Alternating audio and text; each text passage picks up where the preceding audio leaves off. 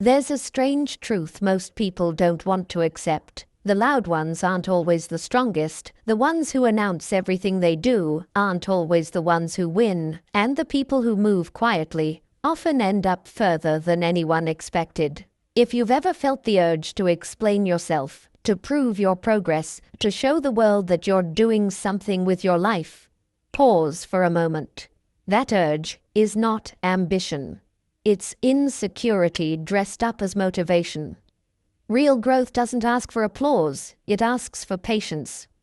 Stoicism has always been clear about this. Power doesn't come from noise, it comes from control. Control of your actions, control of your reactions, control of where your energy goes when no one is watching. Because the truth is, the most important work you'll ever do in your life will happen in private. When you focus on yourself in silence, something interesting happens. You stop wasting energy on opinions you can't control. You stop chasing validation that never truly satisfies. You stop performing. And in that quiet space, discipline begins to grow. Not the flashy kind, the real kind. The kind that shows up every day whether you feel inspired or not. Working hard in silence isn't about hiding. It's about protecting your focus. It's about giving your goals room to breathe without being crushed by expectations, comparisons, or outside pressure. When you move quietly, you move freely. You make better decisions. You recover faster. You build something solid instead of something impressive. Most people want results fast. Stoicism teaches you to want results that last, and results that last are built slowly, patiently, consistently, far away from noise. So if you're tired of explaining yourself, if you're tired of feeling distracted by other people's opinions, if you're tired of confusing attention with progress, this episode is for you. We're going to talk about what it really means to focus on yourself, to work hard without announcing it, and to build a life that speaks for you, without you saying a word. And it starts with understanding why silence itself is strength. 1. The strength of silence. Why quiet hustle wins the race. Let me ask you something real. Why do you feel a pull to talk about what you're doing before it's done? Why does it feel so tempting to post the plan, to hint at the goal, to let people know you're working on something? On the surface, it looks like confidence, but most of the time it's the opposite. It's a craving for relief. You want the world to give you a little approval now because you're not sure you'll still have the strength to carry it later. And this is exactly where silence becomes more than a personality trait. Silence becomes protection. It becomes strategy. It becomes discipline. The Stoics didn't believe in loud strength. They believed in stable strength. Epictetus would tell you that a person's real power is not in what they claim, but in what they can do without being shaken. He wasn't impressed by speeches. He was impressed by control. Control over the tongue. Control over the ego. Control over the urge to seek comfort through attention. Because attention can be a drug. It gives you a quick hit of, I'm on the right path, without the uncomfortable work of actually staying on the path. Silence cuts that addiction at the root, and here's what happens when you work quietly. You stop leaking your energy. You stop spending mental effort on how people will react. You stop managing expectations. You stop performing progress. You take the pressure off the outcome and put it back where it belongs, on the process. Think of it like this. Imagine you're trying to build muscle. If you spent your workout talking about the workout, filming the workout, explaining the workout, checking the mirror between sets, you'd still move, but not as cleanly, not as deeply, not as powerfully. Silence is the version of your life where you just lift, you just do the reps. You don't need the audience to validate the effort. And in the long run, that wins. Marcus Aurelius wrote his thoughts to himself, not to impress Rome, not to build a following, not to prove he was wise. He used writing as a private practice like mental training. That's important, because it shows you something. The strongest people in history didn't need constant witnesses to their growth. Their work was mostly invisible, their discipline was private, their progress was quiet. And that's why quiet hustle wins the race, because it's sustainable. Noise burns energy, silence stores it. When you tell people your plans too early, you create an extra layer of pressure. Now you're not only fighting your own resistance, you're fighting their expectations, their opinions, their doubts, their jokes, their comparisons. Even if they support you, you still feel watched. And when you feel watched, you don't move freely. You start editing yourself. You start making decisions based on how it will look, not how it will build. Silence removes the watchers. In silence, you can fail without shame. You can adjust without explanation. You can take 2 steps back and nobody turns it into a story. You can grow at your natural pace. And that pace, when it's consistent, becomes unstoppable. There's also something deeper here. Silence builds inner confidence because it forces you to rely on yourself. If nobody knows what you're doing, you don't have external fuel. You can't live off compliments. You can't live off likes. You have to develop a different kind of energy, self-respect. And self-respect is the most stable fuel on earth. It doesn't depend on the mood of other people. That's why the Stoics respected quiet strength. They saw it as maturity. A man who can hold his mission privately is a man who isn't controlled by approval. Now, I want you to notice something in your own life. The people who talk the most about what they're going to do often do the least. Not because they're bad people, because talking becomes a substitute for doing. The brain gets a reward for identity, even when the action isn't there yet. You feel like the person you want to be just by announcing it. Then the hard work comes, and the excitement is already spent. Silence prevents that leak. It keeps the reward tied to the action. So here's a simple way to practice this, starting today. Then for this point, if you feel the urge to announce your next move, then don't. Write it down privately. Keep it between you and your own standards, and put that saved energy into one concrete action within the next 24 hours. One action that proves you're serious.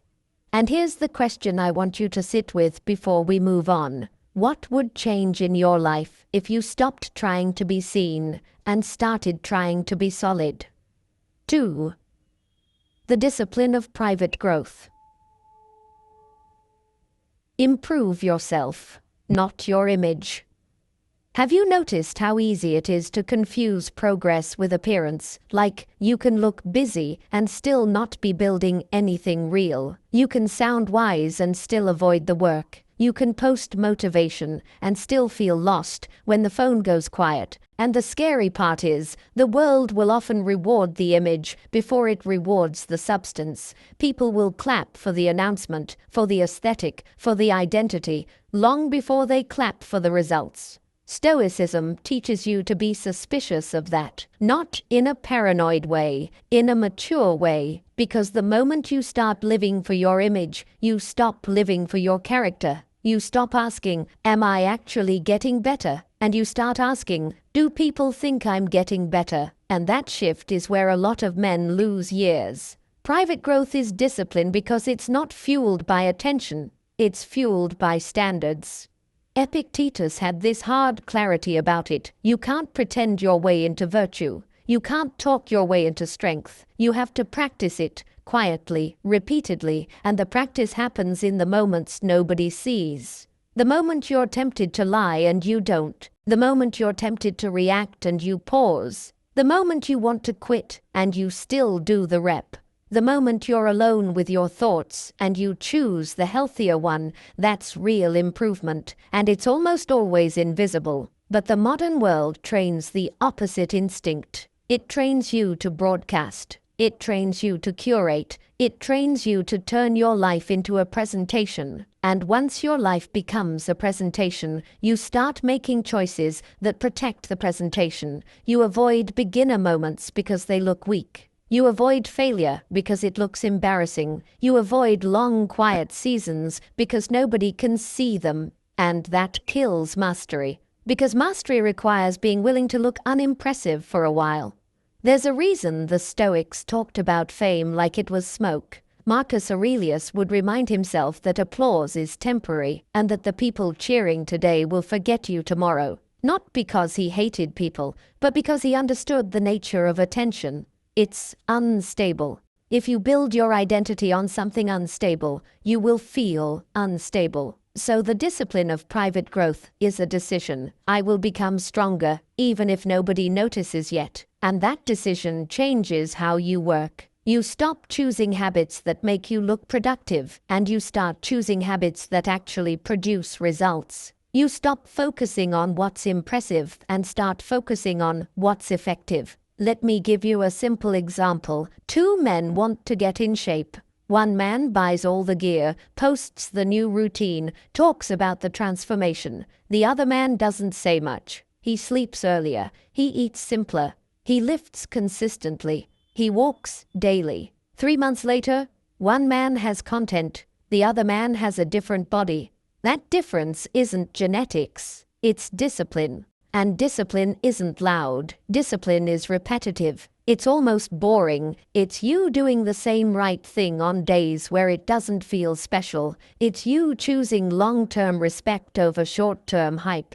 Private growth also protects you from something many men don't realize they're suffering from: emotional contamination. When you tell everyone your plans, you let their emotions into your mind. One person doubts you, and now you're fighting their doubt. One person praises you, and now you're chasing that praise. One person compares you, and now you're measuring yourself against their timeline. All of that steals clarity, and clarity is what you need to build. So when you grow privately, your mind stays cleaner. Your focus stays sharper. You stop negotiating your future with other people's opinions. You don't have to defend your path. You just walk it.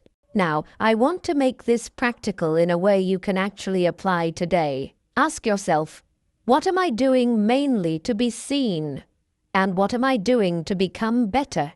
It's a hard question, but it's a liberating one, because once you see the difference, you can stop wasting time on performance and start investing time in progress.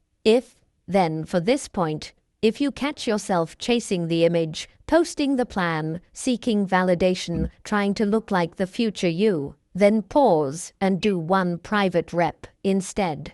One action that improves the real you. Read for 10 minutes. Train for 20 minutes. Write 1 page. Clean your environment. Practice your craft. Something that builds substance. And let me leave you with a question that's simple but sharp. If nobody ever praised your progress, would you still choose to become great? 3. The power of consistency. Small actions, big impact. Let's be honest for a second. Most men don't fail because they're not capable. They fail because they can't stay with something long enough for it to start paying them back. They start with intensity, and then life gets boring, or hard, or quiet. And the commitment disappears. Not because they don't want it, but because they're chasing a feeling instead of building a system. Consistency is the part nobody romanticizes. It doesn't give you a dramatic story. It doesn't make you look exciting. It's not viral. It's just you showing up again and again and again. And that's why it's powerful. Because it's rare.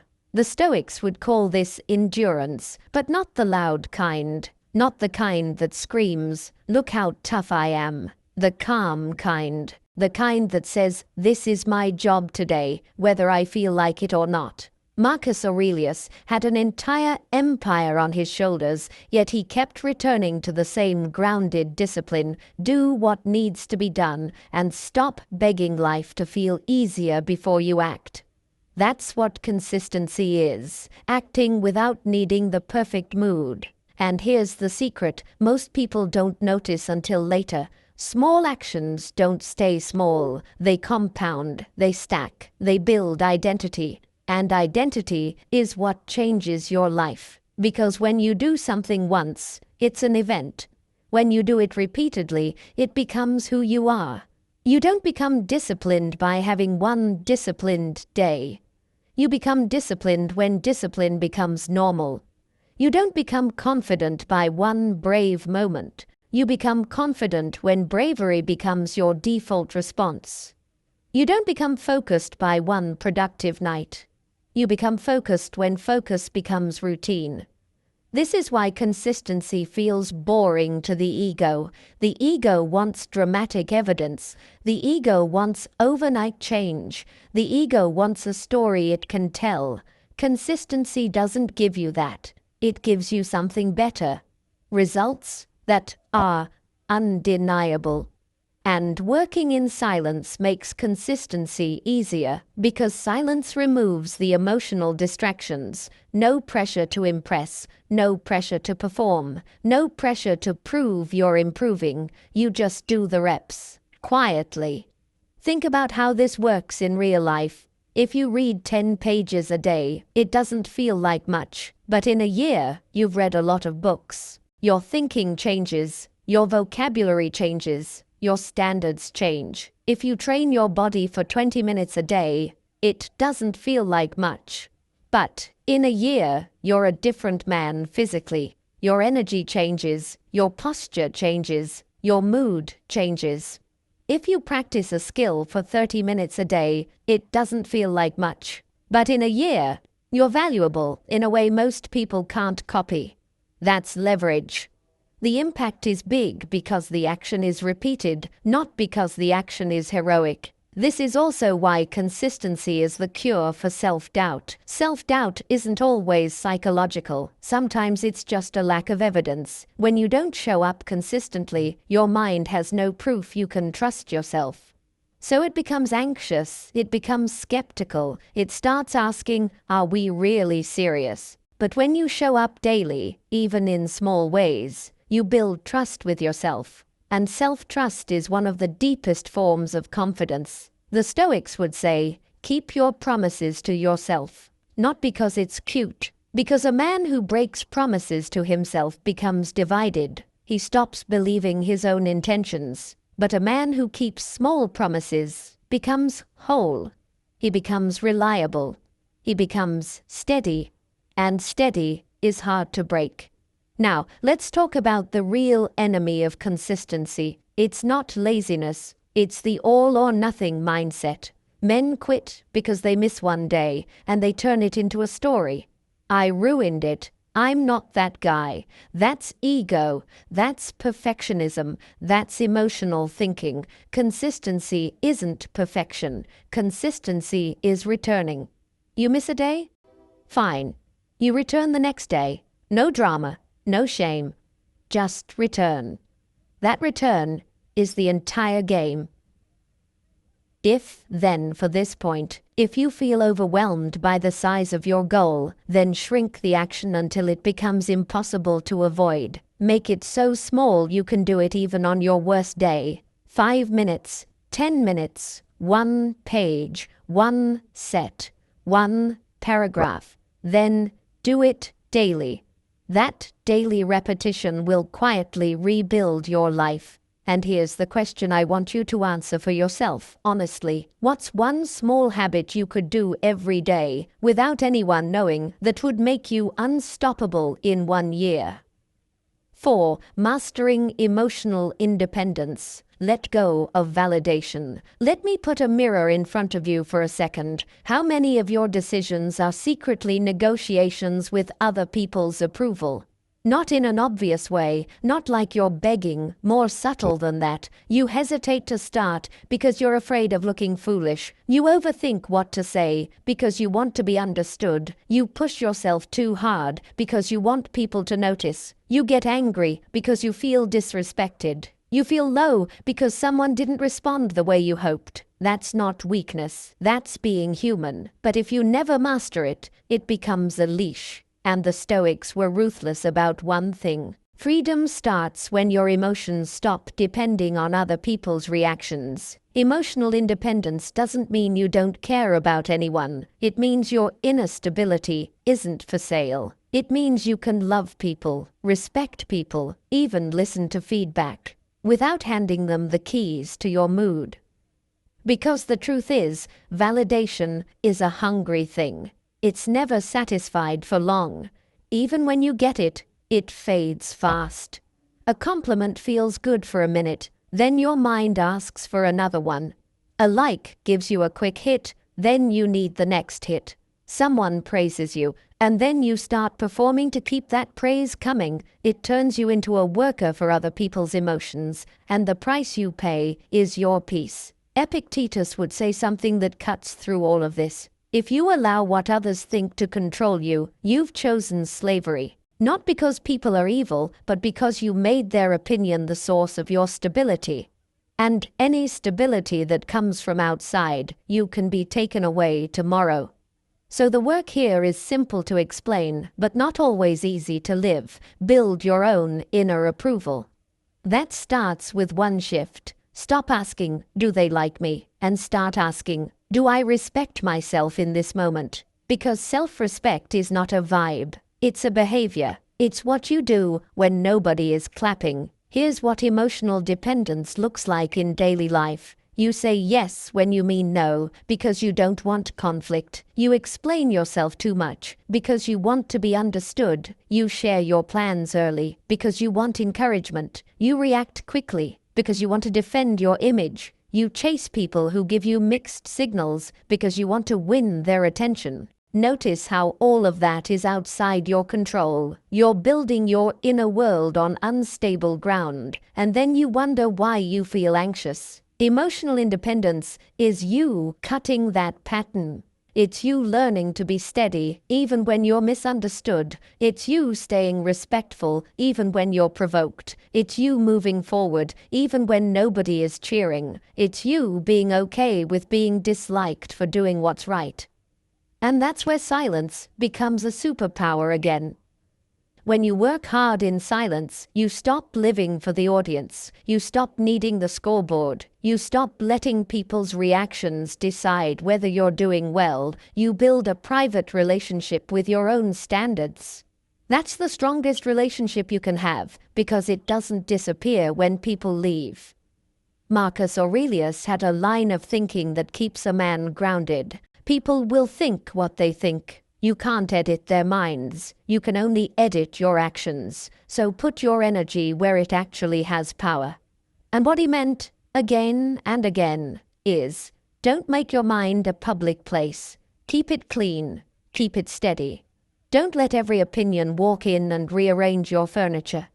Now, let's be practical, because I want you to feel how this changes your day. The moment you catch yourself craving validation, wanting someone to notice, wanting someone to approve, wanting someone to get it, pause and ask, what am I really trying to soothe?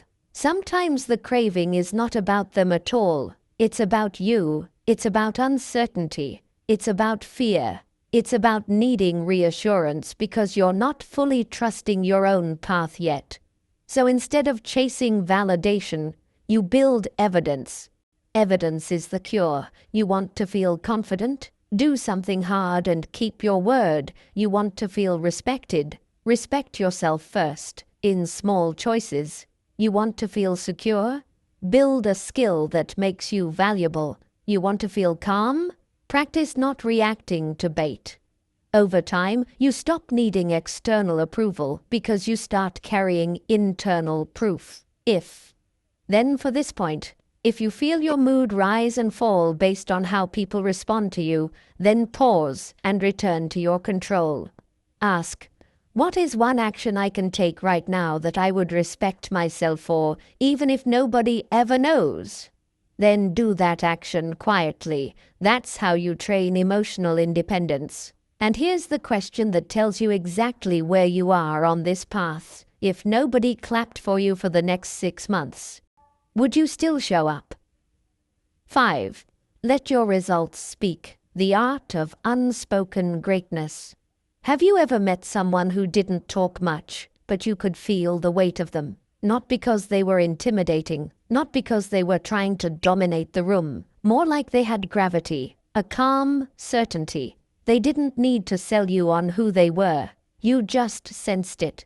That's unspoken greatness. And it's rare today because most people feel pressured to market themselves every second, to explain, to justify, to show, to post, to build a story in public while the real work is still unfinished in private. Stoicism would call that backwards. The Stoic move is simpler. Live in a way that doesn't require a speech. Let your actions carry your identity. Let your results be your introduction. Because words are cheap. Even your own words can become a trap. When you talk too much about what you're going to do, your mind starts treating the talking like progress. You get a little emotional reward for the identity, and then you're less hungry for the work.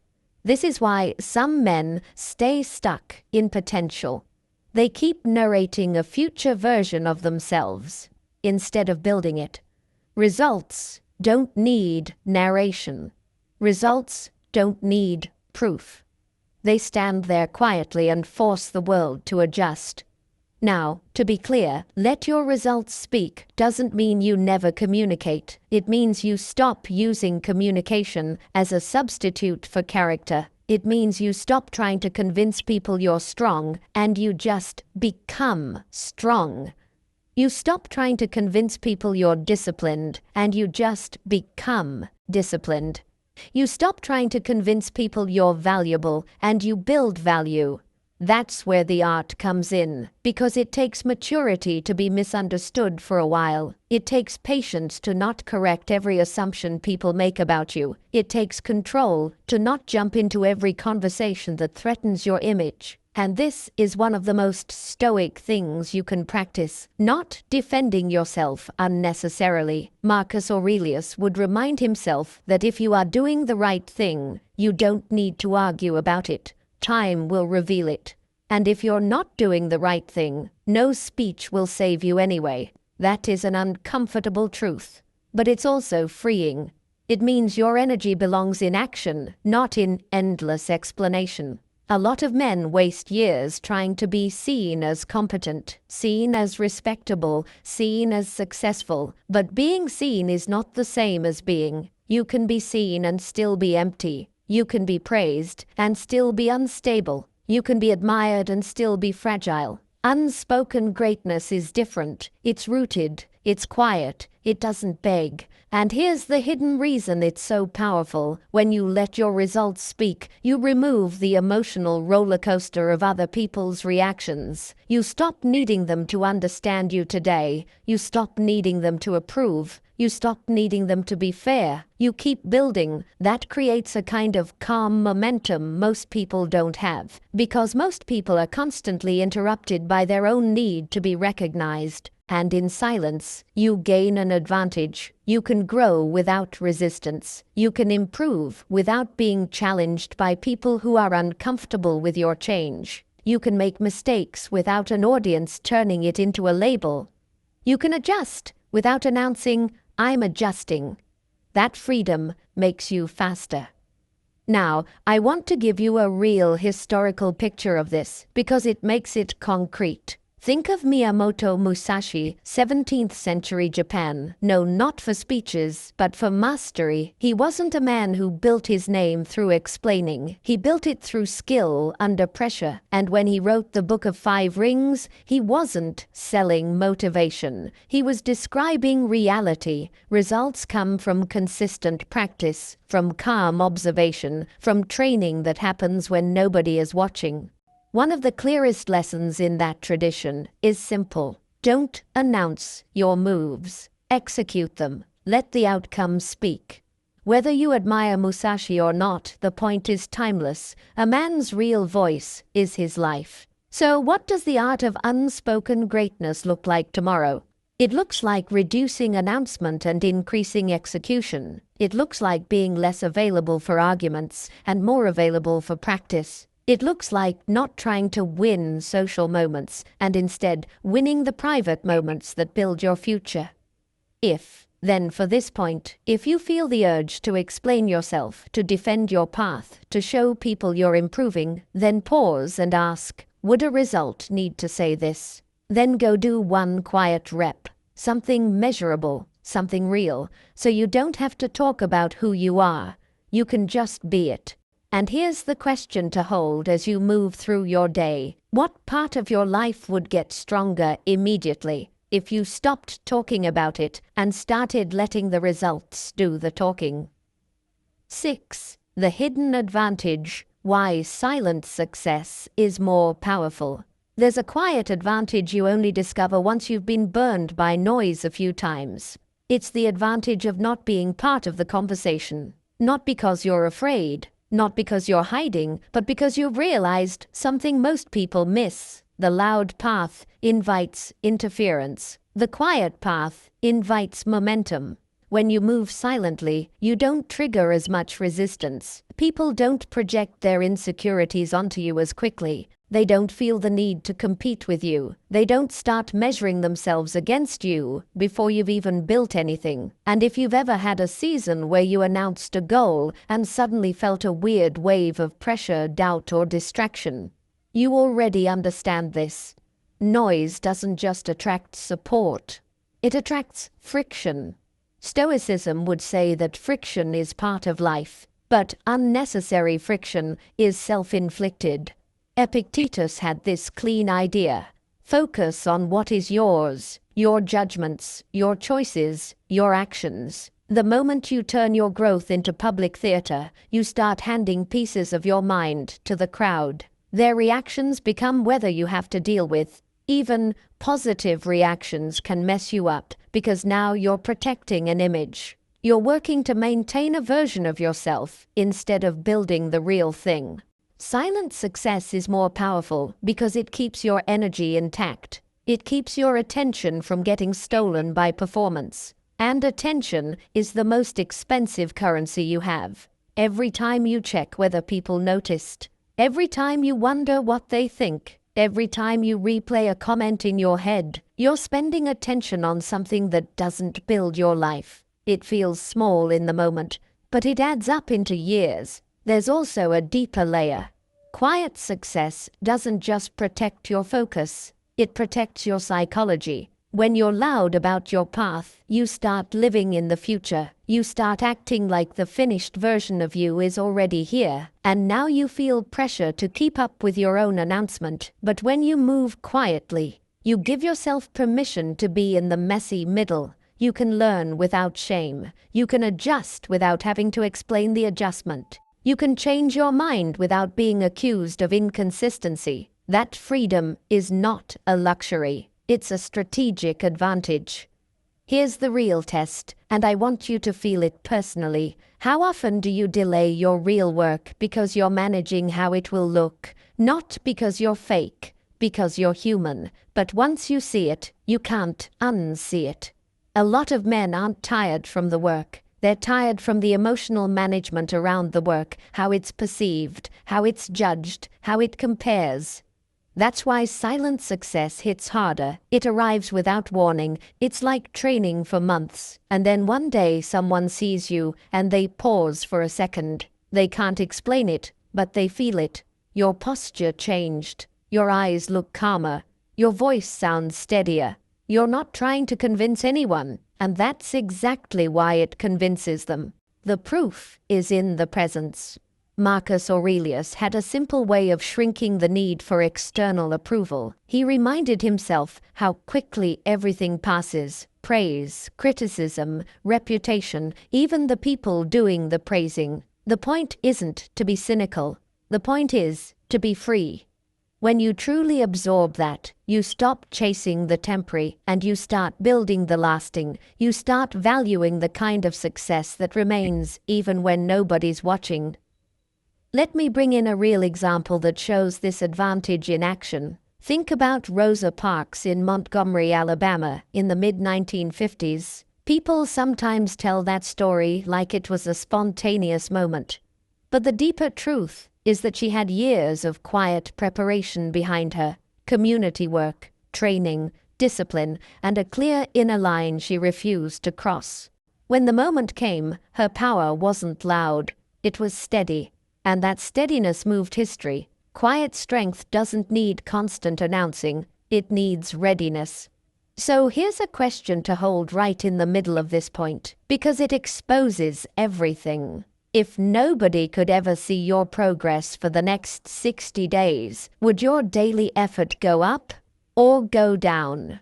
That question isn't meant to shame you, it's meant to reveal what's fueling you. If the answer is, it would go down, then part of your drive is borrowed from attention, and borrowed drive always comes with a cost. But if the answer is, it would go up, that means you're building self-reliance, the kind of power that doesn't collapse when the room goes quiet.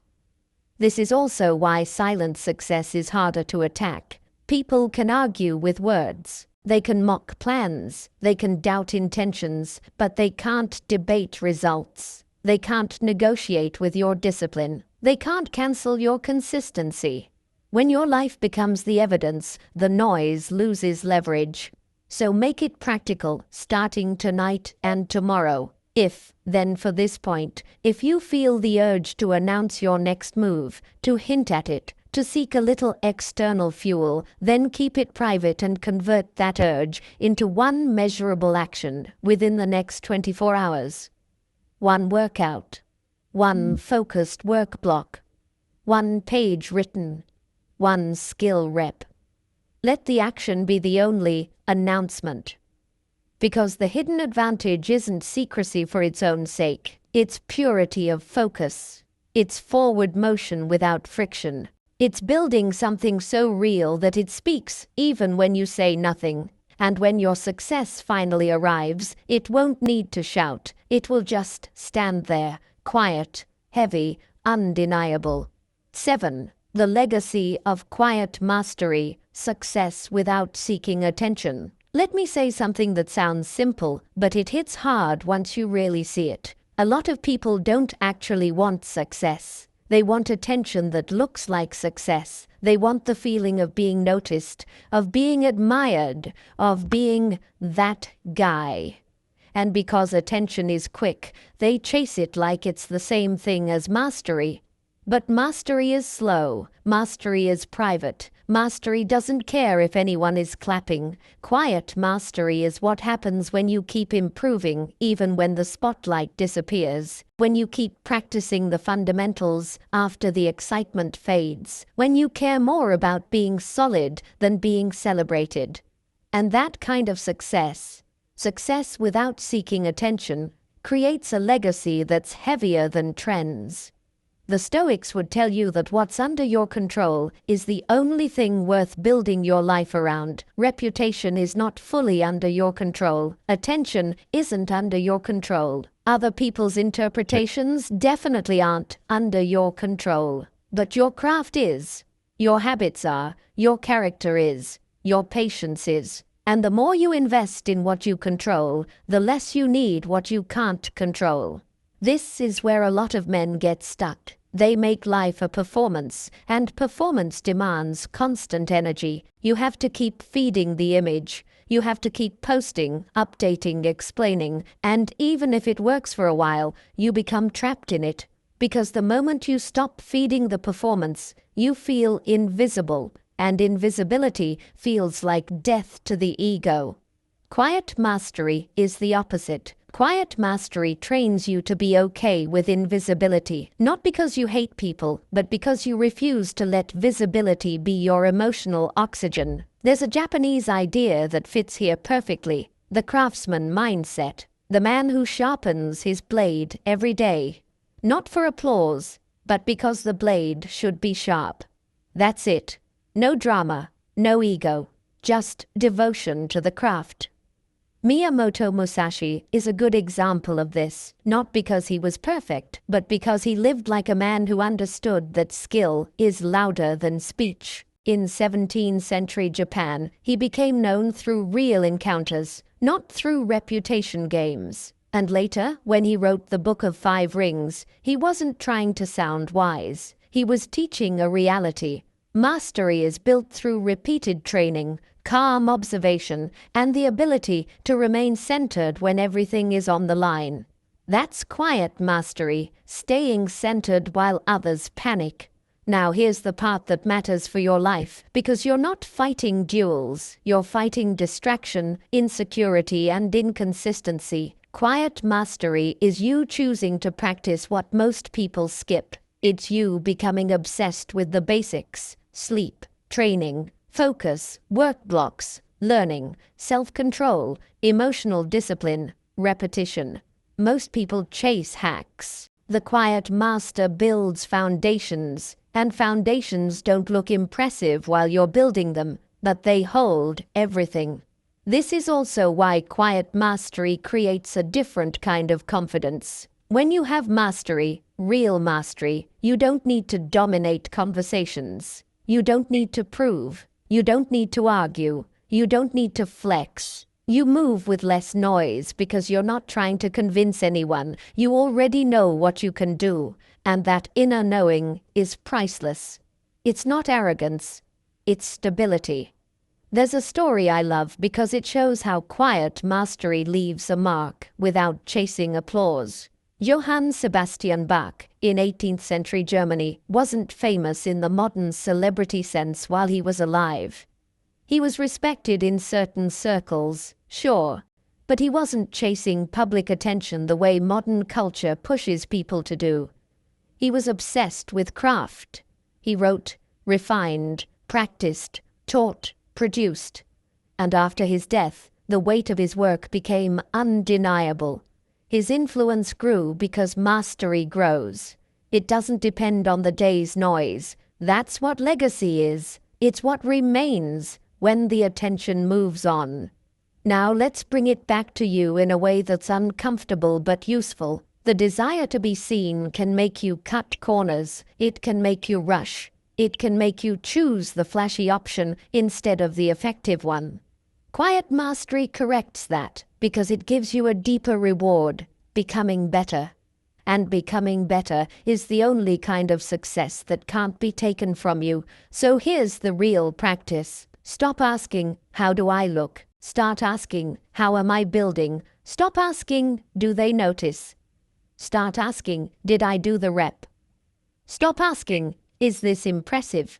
Start asking, is this honest?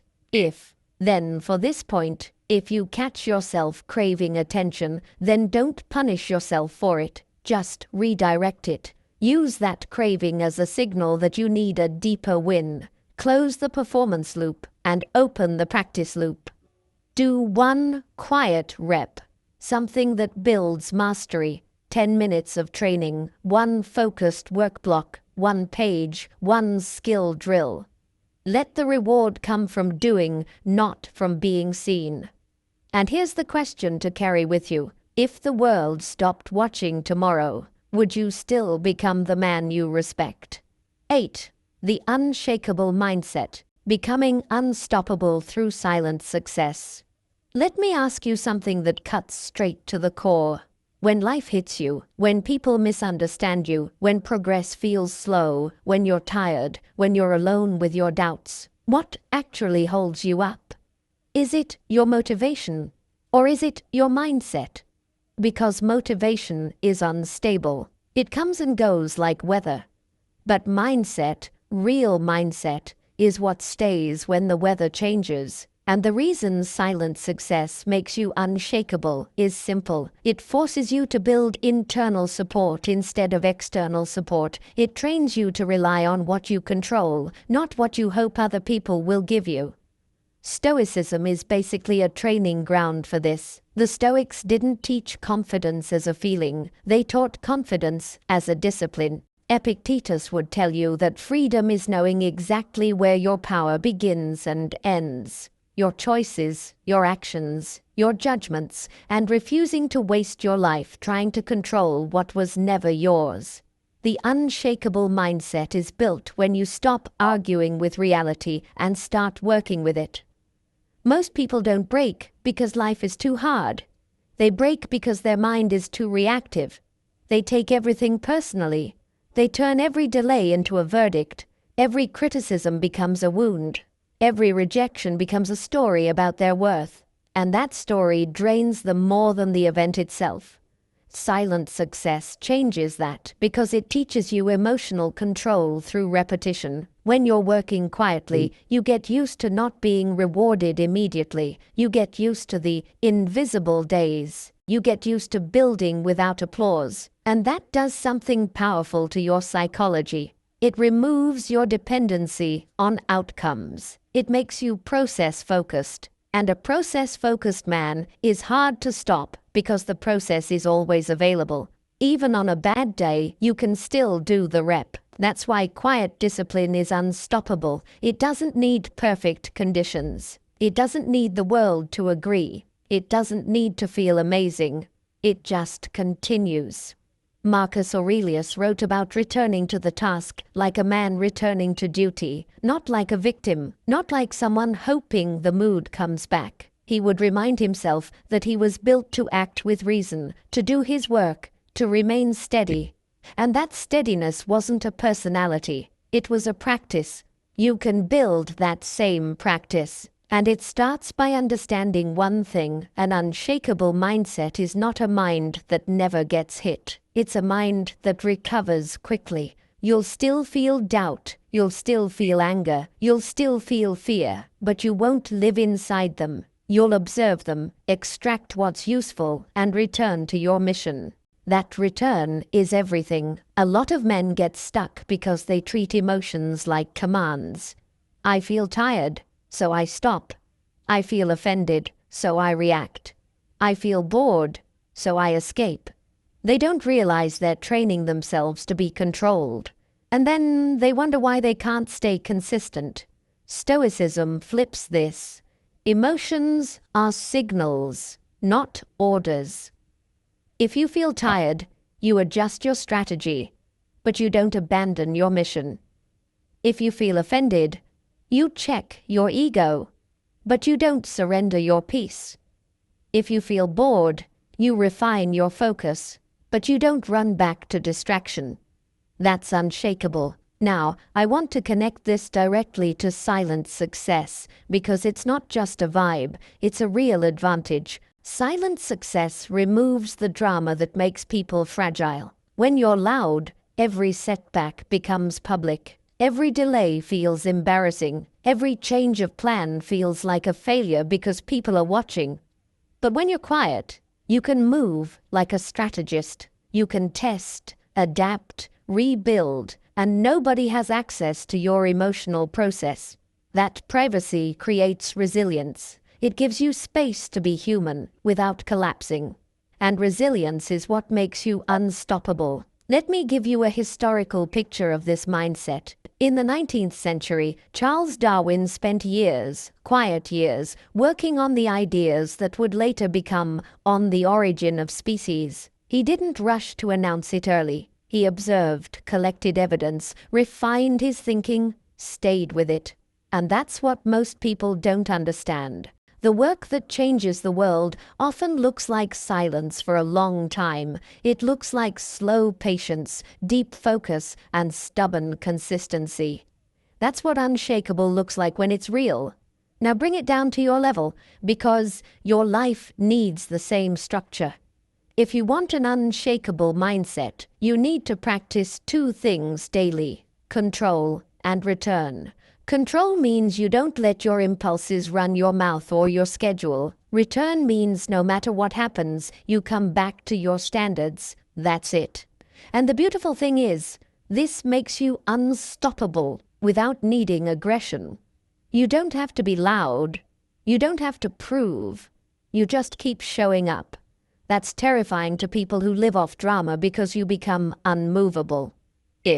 Then for this point, if something throws you off today, someone disrespects you, you feel doubt, you feel behind, then don't spiral and don't explain. Go silent. Reset your body with slow breathing. Then do one small action that proves your standards are still alive. One rep, one task, one disciplined choice. That's how you train the unshakable mindset.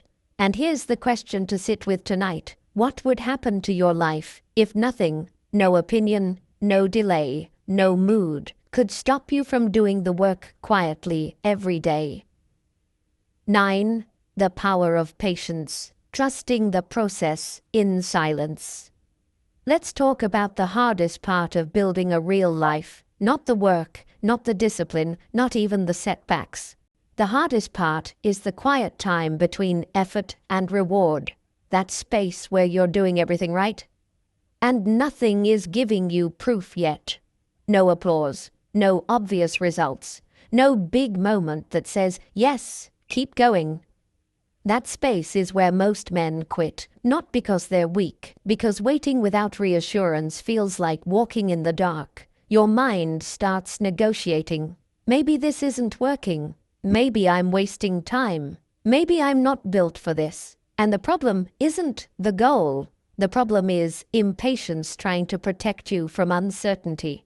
Stoicism doesn't remove uncertainty. It teaches you how to live inside it without collapsing. Marcus Aurelius would keep reminding himself that nature works in its own time. Seeds don't become trees because you stare at them harder. They become trees because growth follows law, slow law, quiet law, inevitable law. And a man who understands that stops demanding instant proof. He demands daily effort instead. That's patience. Not passive patience, active patience. Active patience is not waiting. It's doing the work while staying emotionally calm about the timeline. This matters because impatience is the hidden killer of focus. When you're impatient, you start switching plans too fast. You start chasing shortcuts. You start trying to force outcomes. You start seeking validation to soothe the anxiety of not seeing results yet. And all of that creates noise. That noise drains your energy and makes your work messy. Silence makes patience easier because it reduces comparison. Comparison is gasoline on impatience. The moment you watch other people, you start feeling behind, even if you're not. You see someone's highlight, you compare it to your behind the scenes, and suddenly your progress feels small. The mind forgets that mastery is built in private.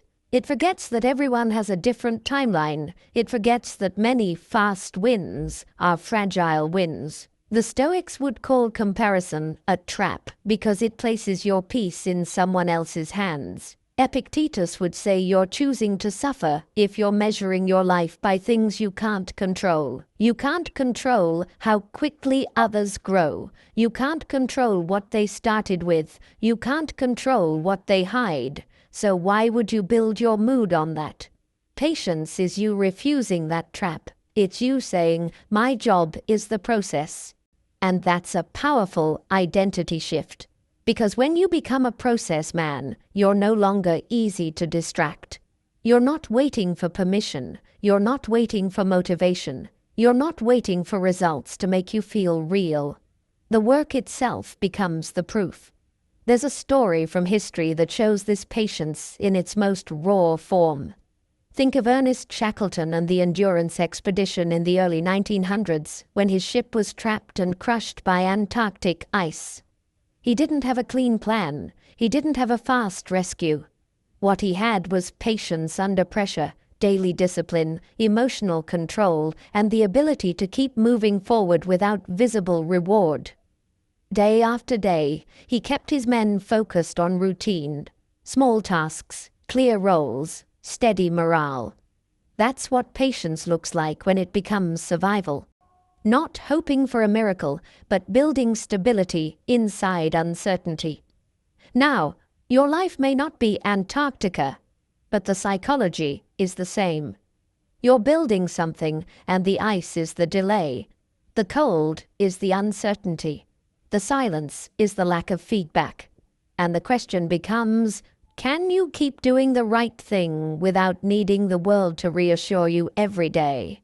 That's the power of patience, because patience is what turns discipline into results. Without patience, discipline becomes a short sprint. With patience, discipline becomes a life. And silence is the environment where patience grows best. When you stop announcing your timeline, you stop creating pressure.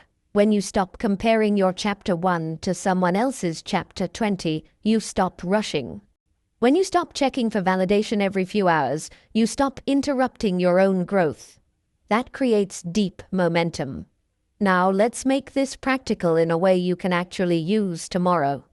Most men break patience because they set goals, but don't set time horizons. They want a new body in 2 weeks. They want a new income in a month. They want a new identity overnight. Then, when reality doesn't match their fantasy timeline, they feel discouraged. So instead of a timeline, choose a season. Give yourself a season of quiet work. A season where your job isn't to win, it's to build. A season where your only measurement is whether you showed up today. That's stoic, that's grounded, and it works.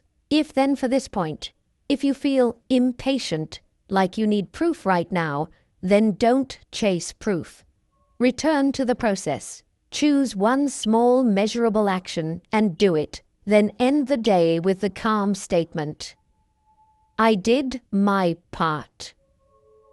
That's patience turned into power. And here's the question I want you to sit with, because it reveals your maturity. Can you stay committed to your mission for 60 days, even if nobody sees it and nothing obvious changes yet? 10. The ultimate reward, building a life of quiet fulfillment. Let's slow down for a second, because this is where the whole conversation changes. Most people think the reward of working hard in silence is that one day you'll prove them wrong, that you'll shock everyone, that you'll finally be seen. And sure, sometimes that happens. But if that's your real goal, you're still living for the outside world. You're just using silence as a weapon instead of using it as a home. The ultimate reward is deeper than revenge, deeper than applause, deeper than getting your name mentioned in rooms you're not in. The ultimate reward is waking up and not feeling at war with yourself. It's living with a kind of quiet fulfillment that doesn't depend on attention. A life where you don't need to perform your worth. You don't need to chase approval. You don't need to prove your value in every conversation. You feel solid. You feel clean inside, and that is rare. That is wealth. Stoicism points toward this again and again, not happiness as constant pleasure, but peace as inner order. The Stoics believed the best life is the one where your actions match your values, because when your actions match your values, your mind becomes calmer. You stop splitting yourself in two, one version that talks, another that avoids. One version that dreams, another that quits. One version that wants respect, another that behaves in ways you don't respect. Quiet fulfillment is what happens when you stop betraying yourself. And this matters because the loud life is exhausting. If your identity is built on being seen, you never rest. You're always checking the scoreboard. You're always adjusting your behavior to protect your image. You're always trying to maintain a social position. That kind of life might look successful on the outside, but inside it's fragile, it's noisy, it's hungry. The quiet life is different. It's not small, it's strong. Because when you build in silence, you build a private foundation that supports you even when the world is unstable. You develop skills that don't disappear when trends change. You develop discipline that doesn't evaporate when motivation leaves. You develop self-trust, and self-trust is the deepest form of safety a man can have. Now, I want to make this practical because quiet fulfillment can sound like a nice phrase, but it's actually made of specific choices. Quiet fulfillment is when you can sit alone without needing to escape yourself. It's when you can be with people without needing to impress them. It's when you can work without needing constant recognition. It's when you can be criticized without falling apart. It's when you can be praised without becoming addicted. That's freedom, and freedom is the real reward. Epictetus would say the goal isn't to get everything you want. The goal is to want what is wise, and then live it. That's a different type of wealth. It means your happiness is not hostage to the outside world. It means your peace isn't rented from someone else's opinion. This is also why fulfillment grows when you simplify, when you focus on what matters and stop feeding what doesn't. A man who builds in silence often becomes less interested in noise across the board, less interested in drama, pointless arguments, comparison games, attention wars. He becomes more interested in quality relationships, quality work, quality health, quality thoughts, quality habits. And that shift is not boring, it's powerful, because it creates a life that feels steady, a life that feels intentional, a life where you can breathe. Let me ground this in a real picture. Think of George Washington after the Revolutionary War. He could have clung to power. He could have made himself a permanent ruler. Many people expected that pattern, but he stepped away. He returned to Mount Vernon. That wasn't weakness. It was restraint. It was a kind of silent fulfillment. A man who didn't need to squeeze every ounce of attention and control out of life to feel significant. He understood that the deepest respect comes from self-control. And self-control is always quiet. Now bring it back to you. Quiet fulfillment doesn't mean you stop aiming high. It means you stop needing your goals to fix your emotions. You stop hoping success will heal your insecurity. You stop hoping money will erase your self-doubt. You stop hoping status will finally make you feel enough. Instead, you build enough inside you through discipline and alignment. Then success becomes something you enjoy, not something you desperately need. That's why it's the ultimate reward. It's not a trophy, it's a state. So here's the practice that turns this into reality. Then for this point, if you catch yourself chasing approval, chasing a reaction, chasing the feeling of being seen, then return to your values and do one quiet act that aligns your life. 1. A disciplined choice. A boundary. A focus block. A workout. A kind action done privately. Something that makes you respect yourself in the mirror. Because quiet fulfillment is built through small moments of integrity. And here's the question to end this point on, because it's the one that decides what kind of success you're chasing. If nobody ever celebrated your life, would you still choose a life you respect? 11. The art of self-reliance. Becoming your own source of strength. Let me ask you a question that almost nobody wants to answer honestly. When you're tired, when you're discouraged, when something in life collapses, who do you become when no one shows up to save you? Because the truth is, there will be moments, real moments, where support is not available. Not because people don't love you, but because they're busy, they're struggling too, or they simply can't understand the weight you're carrying. And if your strength depends on someone else constantly refilling it, you'll feel fragile. You'll feel like you're living on borrowed fuel. Self-reliance is not isolation. It's not, I don't need anyone. It's something more mature. It's, I can stand on my own feet, and I can still love people without needing them to hold me up. That is a powerful distinction. Stoicism is basically a blueprint for this. Epictetus, who went through hardship most people can't imagine, built his entire philosophy around one core truth. You always have access to your own mind. You always have access to choice. You always have access to response. And if you master that, you're never completely powerless. The art of self-reliance is learning to become your own safe place. Because a lot of men don't suffer only from problems. They suffer from the panic of not knowing how they'll handle problems alone. They don't trust themselves. They doubt their ability to endure discomfort. And that doubt becomes a background anxiety that follows them everywhere. Self-reliance removes that anxiety because it builds a quiet confidence. No matter what happens, I can handle myself.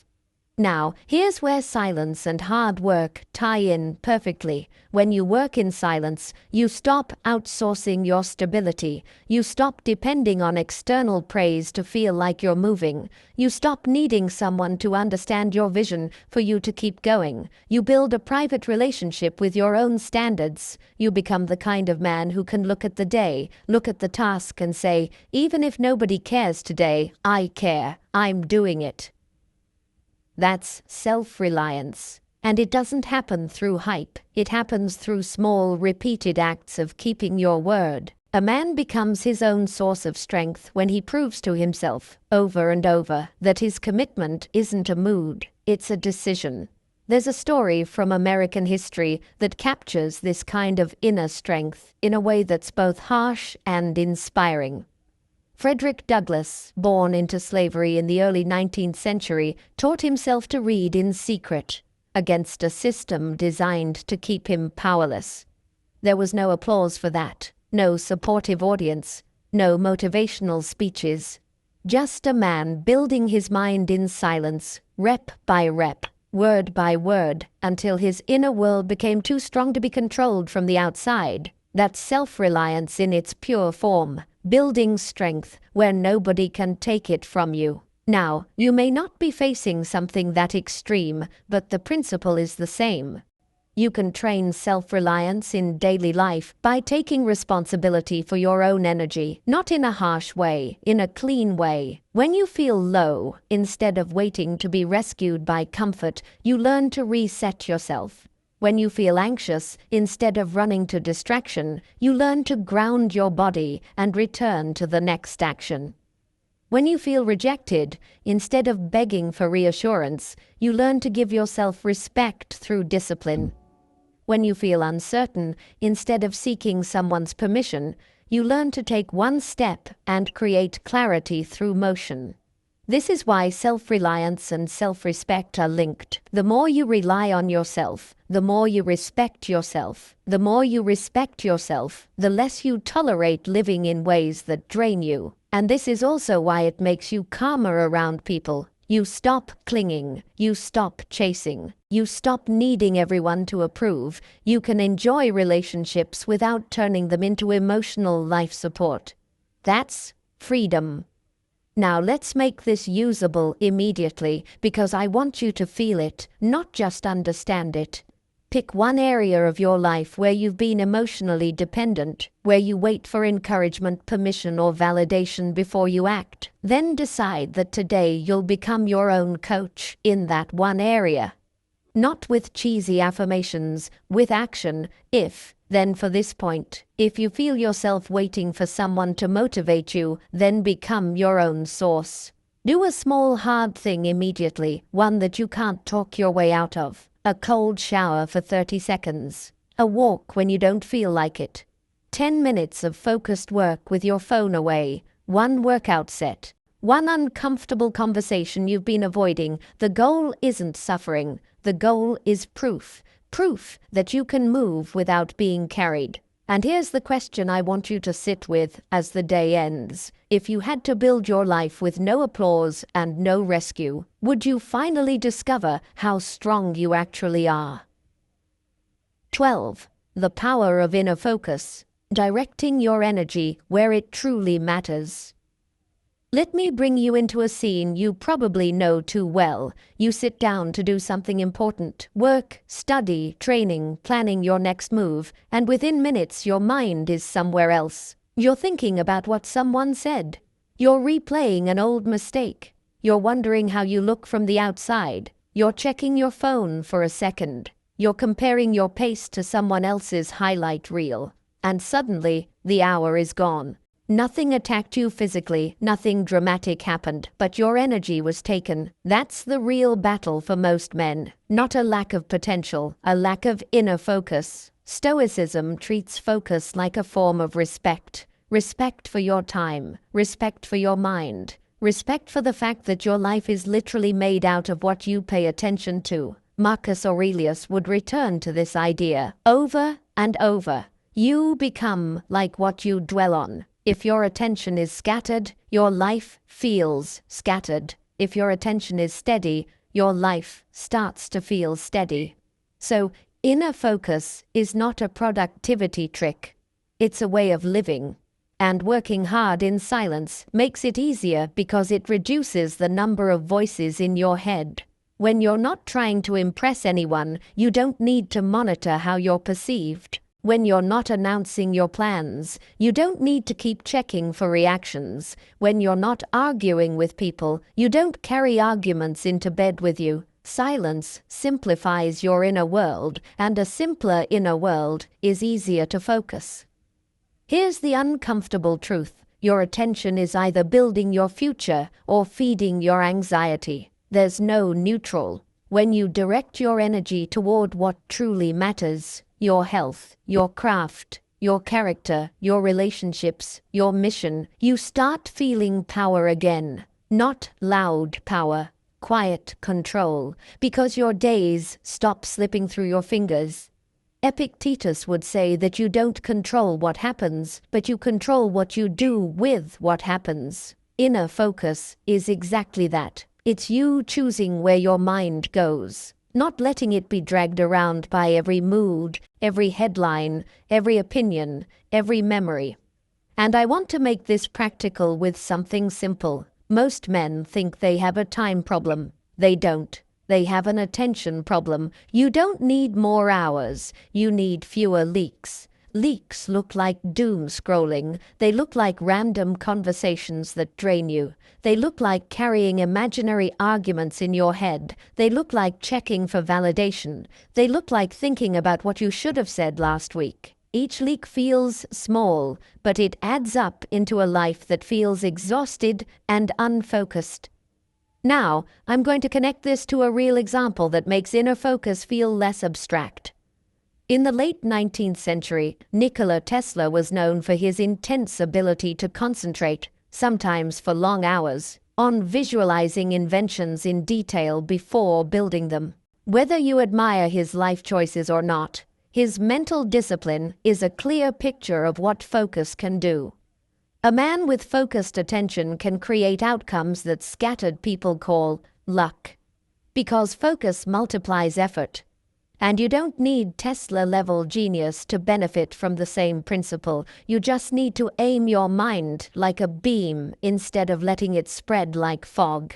Here's the shift that changes everything. Stop trying to focus on your whole life. Focus on the next right action. The mind gets overwhelmed when it tries to hold everything at once, so it escapes, it scrolls, it procrastinates, it numbs. But when you shrink the target to one clear action, focus becomes natural. One page, one task, one workout set, one honest conversation, 1 hour of deep work. This is what the Stoics mean when they talk about the present moment. Not a poetic idea, a tactical one. The present moment is the only place where action exists. The past is memory. The future is imagination.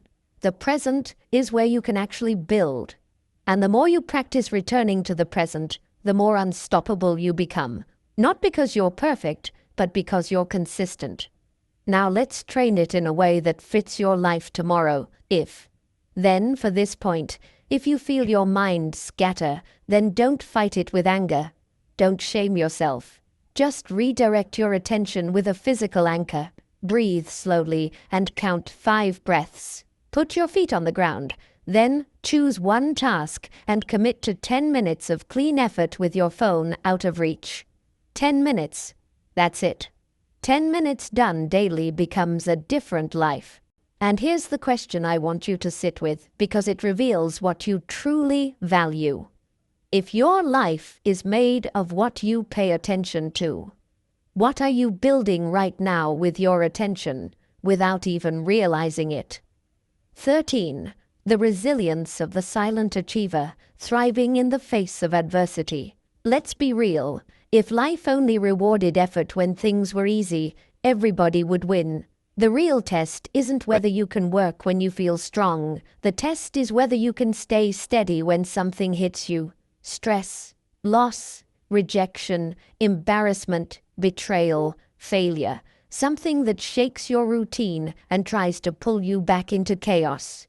And here's what I've noticed about the men who make it through those seasons. They don't always have the best luck. They don't always have the best support. They don't always feel confident, but they have resilience. Quiet resilience. The kind that doesn't announce itself. It just keeps moving. That's the silent achiever. The silent achiever isn't the man who never struggles. He's the man who doesn't turn struggle into an identity. He refuses to let pain become a personality. He refuses to let hardship become an excuse to abandon his standards. And that refusal is what makes him rare. Stoicism has a sharp way of framing adversity. Marcus Aurelius wrote about obstacles becoming fuel, how what stands in the way can become the way. Not because adversity is good, but because reality is unavoidable and you have two choices: fight it emotionally and drain yourself, or accept it intelligently and use it. The resilient man doesn't waste energy arguing with what happened. He asks one question: what does this require from me now? That question is the difference between collapse and growth. Because adversity often creates a trap. It makes you reactive. It makes you loud. It makes you desperate to be understood. It makes you want to tell everyone your story, to prove you're hurting, to justify your anger, to win sympathy. And listen, sometimes you do need support. Sometimes you should speak. But the silent achiever has a discipline. He doesn't let his emotions run the show. He doesn't let the chaos outside create chaos inside. He keeps his work clean, and that's why he thrives. One reason silence helps in adversity is simple. It protects your recovery. When you're going through something hard, you need all your energy. You need it for healing, for thinking clearly, for making good decisions, for staying consistent. But if you turn the hardship into a public performance, you spend your energy managing people, explaining, updating, defending, responding. It becomes another job. And it usually doesn't make you feel better. It just makes you more exposed. Silent resilience says, I will heal privately. I will rebuild privately. I will come back stronger without needing to narrate every step. This is the kind of resilience you see in real history. Think about Nelson Mandela, decades in prison, isolated from normal life, forced into a long, brutal waiting period. And yet, he didn't let bitterness become his identity. He trained himself to stay disciplined in thought, in emotional control, in patience. When he emerged, it wasn't loud rage that made him powerful. It was steadiness. It was an ability to carry pain without becoming poison. That kind of resilience is not accidental. It's practiced. And again, your adversity might not look like prison.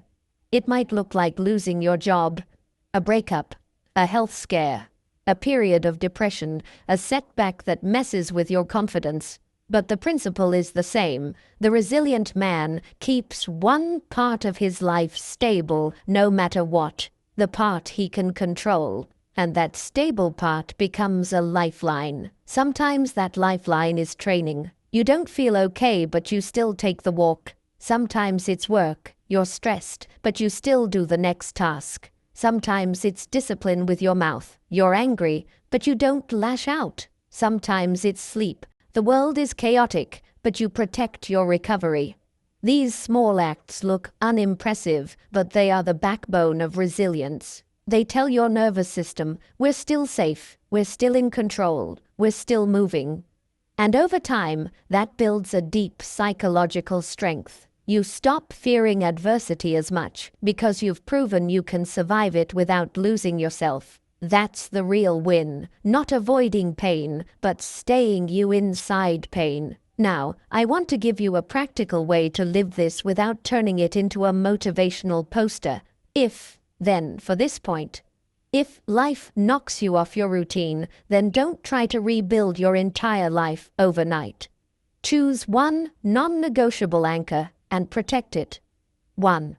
Sleep schedule, morning walk, workout, reading, deep work block, clean nutrition. Pick one anchor and keep it no matter what. That anchor will stabilize your identity while everything else is unstable. And here's the question I want you to sit with, because it can change how you face hard seasons. When adversity arrives, do you become louder and more chaotic? Or do you become quieter and more disciplined? 14. The discipline of daily execution. Turning effort into excellence. Can I be honest with you? Most people don't lack talent. They lack follow-through. They have big intentions, strong emotions, and a lot of one-day energy. But when it's time to execute today, they hesitate, they negotiate, they delay, they wait for a better mood, and then they wonder why their life feels stuck in the same chapter.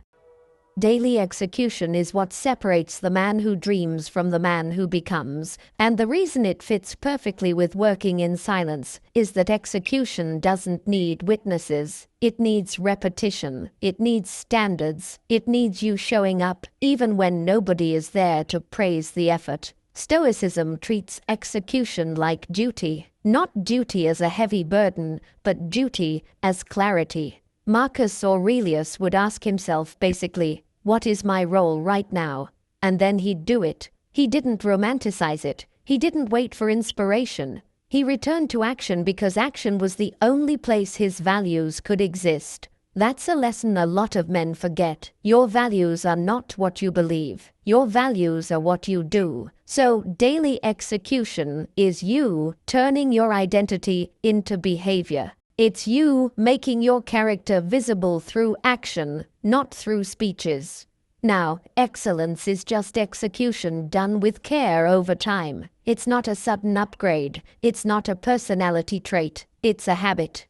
Most men think excellence is something you achieve, like you arrive there one day and now you're excellent. But excellence is more like brushing your teeth. It's daily, it's boring, it's consistent. It's you refusing to let your standards collapse because you had a stressful day. And that's why the silent worker often becomes excellent without even realizing it. Because while others are chasing big moments, he's stacking small wins. Let me make this concrete. When you write 1 page a day, you become a writer. When you lift a few times a week for months, you become strong. When you practice a skill daily, you become valuable. When you handle your emotions with discipline repeatedly, you become hard to provoke. None of that requires a dramatic transformation. It requires daily execution. Here's the real challenge, though. Daily execution feels too small to the ego. The ego wants intensity. It wants an event. It wants to feel heroic. But daily execution is anti-heroic. It says, do the simple thing again. And this is where a lot of men lose their future, because they underestimate small actions. But small actions don't stay small. They train your nervous system to respect routine. They train your mind to trust you. They train your identity to become stable. And stability is what produces excellence. There's also another layer. Daily execution is a form of self-respect. When you execute daily, you stop betraying yourself. You stop making promises you can't keep. You stop living in fantasy. You stop telling yourself stories to avoid discomfort. And the more you stop betraying yourself, the calmer your mind gets. Your inner voice becomes less chaotic because it starts believing you. That is a big deal. A lot of anxiety is simply the mind not trusting the person driving the body. You say you'll do things and you don't. You say you'll change and you don't. So your mind becomes skeptical. It becomes restless. It starts panicking because it feels like you're not reliable. Daily execution fixes that, slowly but surely. Now, I want to tie this to a real story that shows how daily execution becomes excellence over years. In the early 20th century, Babe Ruth is remembered for home runs, but what people forget is the grind, the constant practice, the repetition, the boring fundamentals that build a legendary swing. Greatness wasn't the spotlight moment. It was what happened long before the spotlight. Excellence is built in quiet rooms, empty gyms, early mornings, late nights, and ordinary days. And in your life, it's the same. The big results people admire later come from daily execution nobody saw. So, how do you apply this without burning out? You stop trying to execute perfectly. You execute consistently. You choose a minimum standard, a baseline, a daily dose, and you protect it. On your best days, you can go beyond it. but you never drop below it. That's how you become dangerous. Not loud, not flashy, dangerous because you're reliable. Then for this point, if you feel resistance before doing the work, then don't negotiate with your feelings. Set a timer for 10 minutes and start. Just start. 10 minutes is your gateway. Most of the time, once you begin, your mind stops fighting. And even if it doesn't, you still win because you executed anyway. And here's the question I want you to end the day with. If your life was judged only by what you execute daily, what kind of life are you building right now? 15. The legacy of silent success, leaving a mark without making noise. Let's land this in a place that feels real, not motivational, not dramatic, just true. At the end of the day, what do you actually want? Do you want to be talked about? Or do you want to be respected? Do you want attention? Or do you want impact? Because those are not the same thing. Attention is loud and temporary. Impact is quiet and long. A lot of men spend years trying to be seen. They chase moments that look powerful. They want to leave an impression. But what they don't realize is this. Impressions fade fast. People are busy. People move on. Today's wow becomes tomorrow's forgotten scroll. Legacy is different. Legacy is what remains when you're not in the room. It's what stays alive in other people because of how you lived, not how you performed. Stoicism points directly to this kind of legacy. Marcus Aurelius had this relentless clarity about time. Everything passes, and your reputation is a fragile thing to build your life around. So what should you build around? Virtue, character, duty, integrity, work, calm strength. The things that don't depend on the crowd. That's why the legacy of silent success is so powerful. It's built out of what's stable. And the funny thing is, men who build this way usually don't think about legacy every day. They think about standards. They think about doing the right thing when it's inconvenient. They think about building something that lasts. Health, skill, family, character, craft. They think about becoming reliable. And reliability is one of the most underrated forms of greatness. Because a man who is reliable becomes a rock in people's lives. He doesn't talk big. He shows up. He doesn't promise constantly. He delivers consistently. He doesn't chase respect. He earns it quietly. That creates a mark. Now, here's what silent success looks like when it becomes a legacy in real life.